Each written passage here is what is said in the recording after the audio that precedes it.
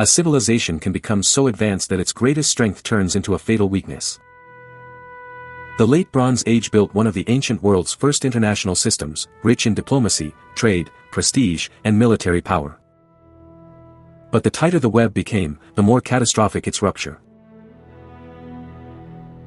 And when that rupture came, history remembered the shock through a haunting name: the Sea Peoples. Before the collapse, the Eastern Mediterranean was not a primitive scattering of isolated kingdoms. It was a sophisticated arena of great powers and nervous vassals, of royal correspondence and strategic marriages, of tribute, gifts, mercenary contracts, and fragile understandings between states that watched one another with permanent suspicion.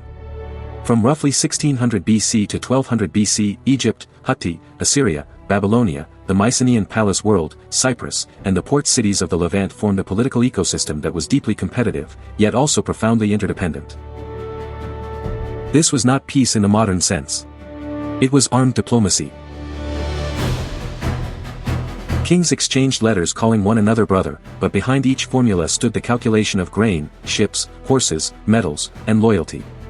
Dynasties married across borders not merely out of prestige, but to buy time, reduce uncertainty, and convert rivals into manageable relatives. Port cities became nerve centers in a continental exchange system. Caravans moved inland. Ships stitched together coastlines. Palaces served as economic engines, military headquarters, and ideological theaters all at once.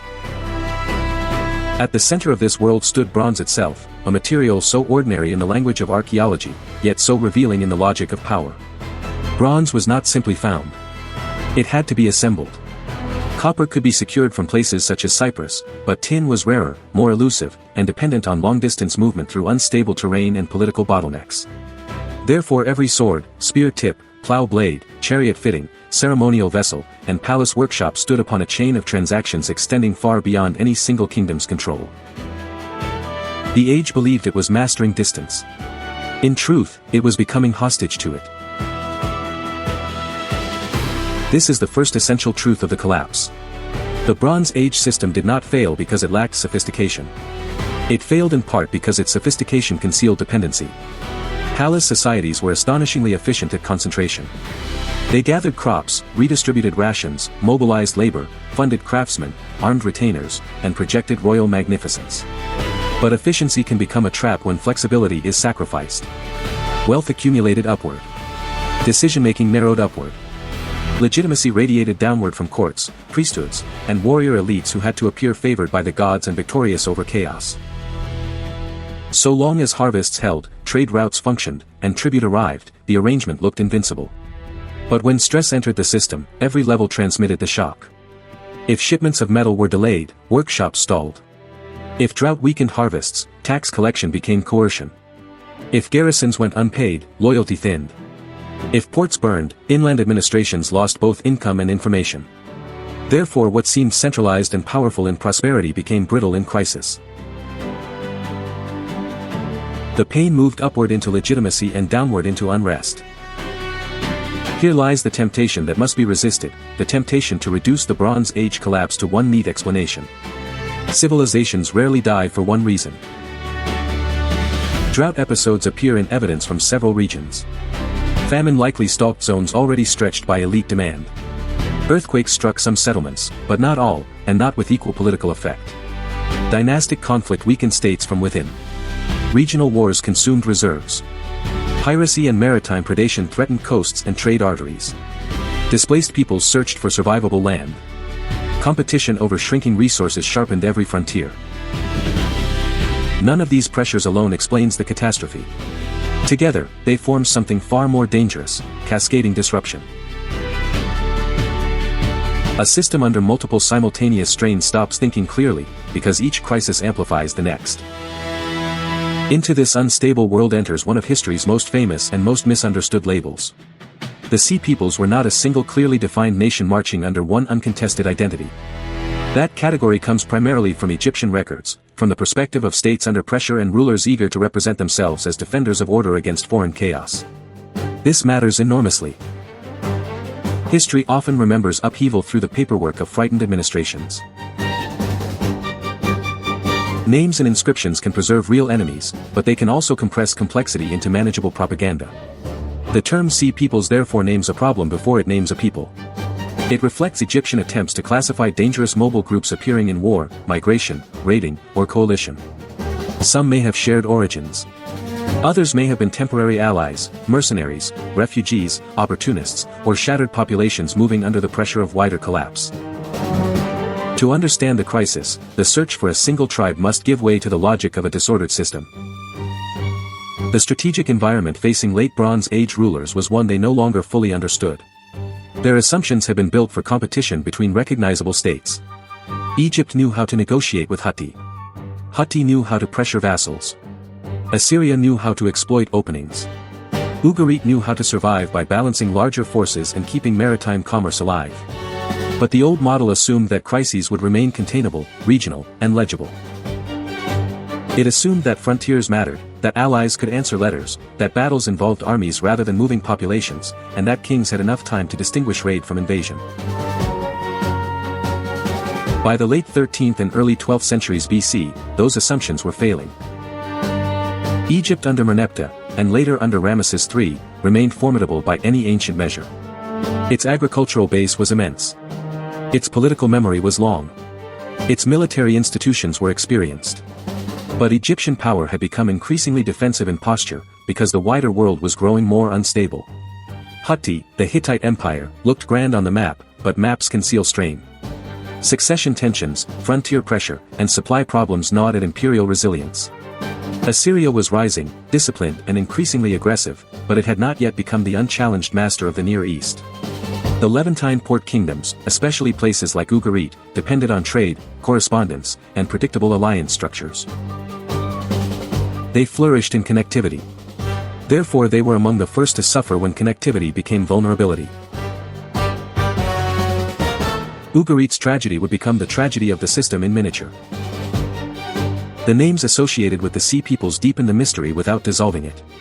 Egyptian records refer to groups such as the Shur-Den, Shikalesh, Peleset, Jeker, Den-Yen, and Weshish, among others. They do not appear as a tidy census of one nation. They surface across different moments, contexts, and inscriptions. Some are found serving as mercenaries. Some appear in hostile coalitions. Some may have originated in the Aegean or Anatolia. Others may have been shaped by displacement along the way. This is the strategic point: the labels likely capture a moving mosaic. In periods of systemic breakdown, identities can harden, fuse, fragment, and reassemble quickly under the pressure of war and migration. For established states, this created an impossible intelligence problem. A kingdom can prepare for a rival court. It can negotiate with a dynasty. It can fortify against a known frontier enemy. But how does a palace system respond when the threat is not one army seeking tribute, but a chain of mobile groups combining raiding, settlement, mercenary service, and coalition warfare? Egyptian evidence suggests that in some cases this was not merely seaborne attack. It was population movement. Families, wagons, possessions, and warriors appear together in the record. Therefore the problem was transformed from piracy into geopolitical relocation. That distinction changes everything.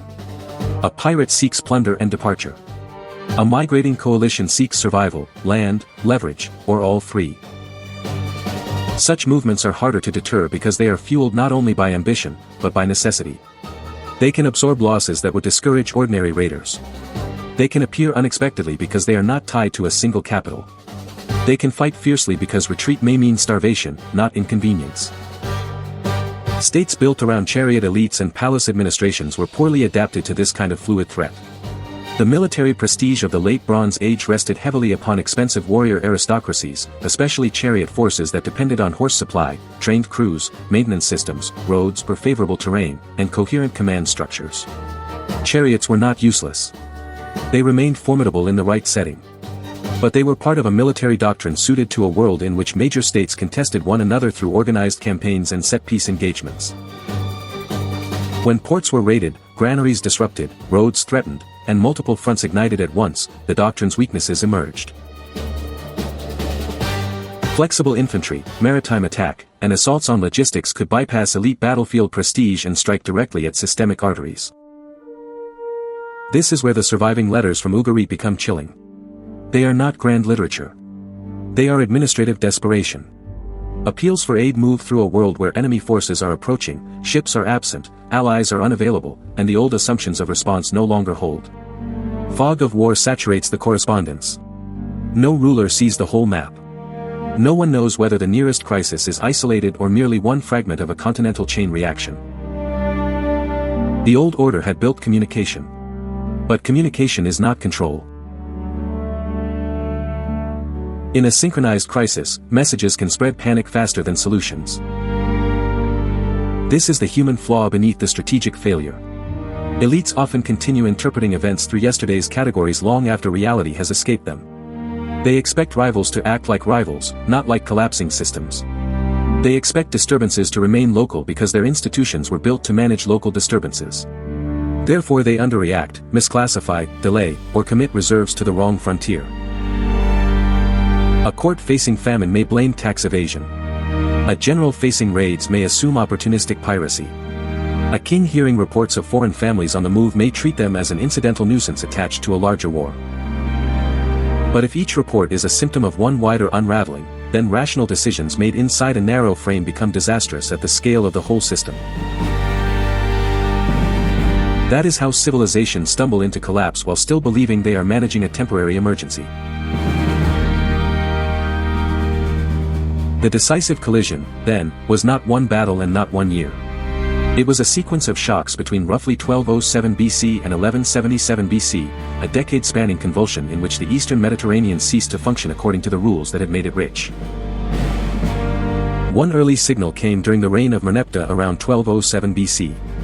Egypt faced a Libyan coalition that included contingents identified with Sea Peoples groups.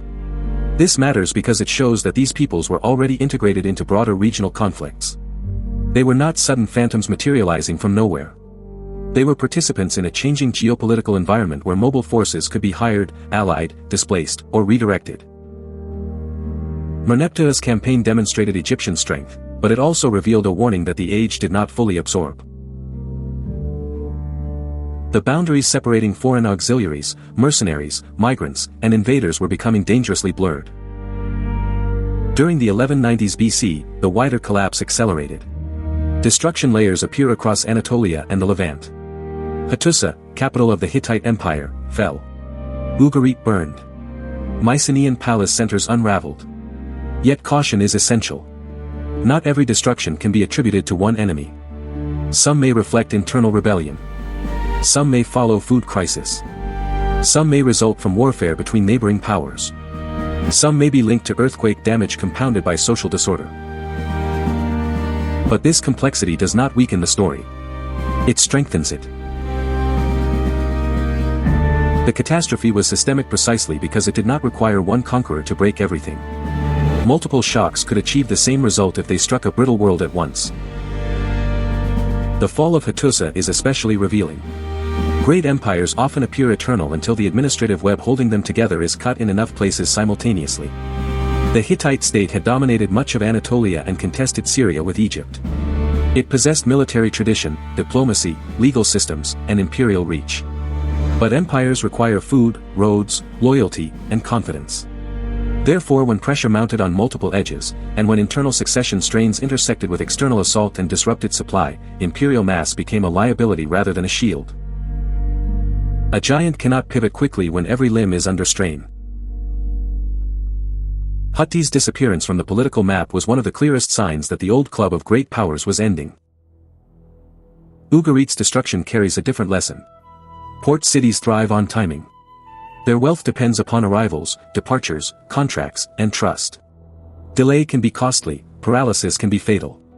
The letters associated with its final crisis suggest appeals sent into a strategic void. Forces were elsewhere. Fleets were absent. Danger moved faster than support.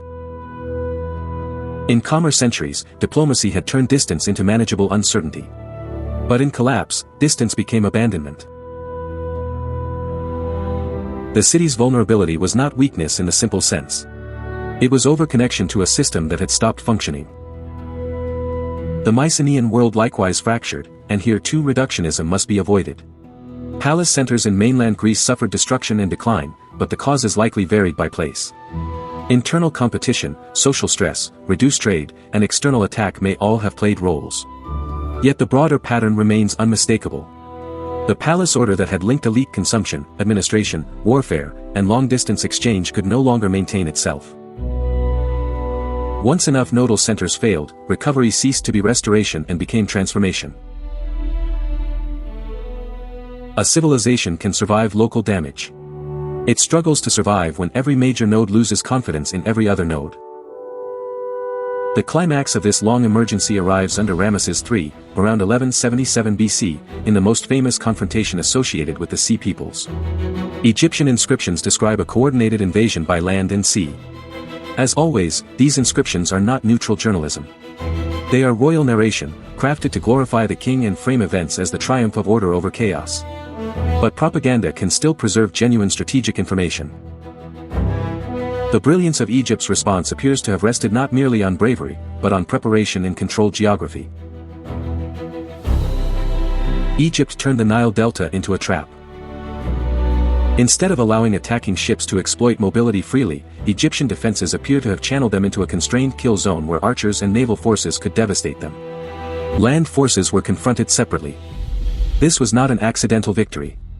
It was the work of a state that still possessed enough administrative coherence to gather intelligence, mobilize resources, and shape the battlefield before the decisive encounter. That distinction is vital. Egypt succeeded where others failed not because the storm missed it, but because enough of the old machinery still worked. A functioning state can transform geography into strategy. A collapsing state merely suffers geography as fate. Ramesses III's triumph, preserved in the reliefs and inscriptions at Medinet Habu, served a political function beyond the battlefield. The king did not simply defeat enemies. He performed restoration.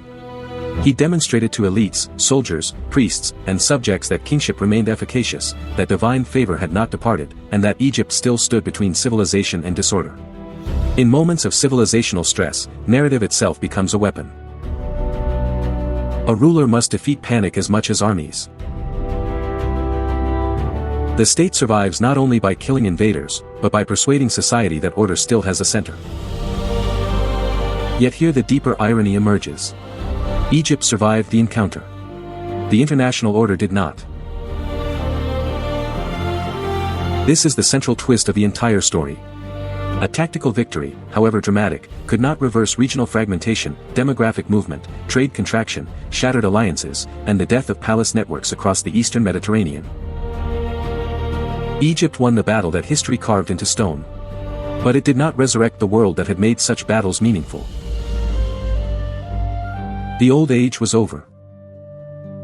In the aftermath, the cost becomes clear.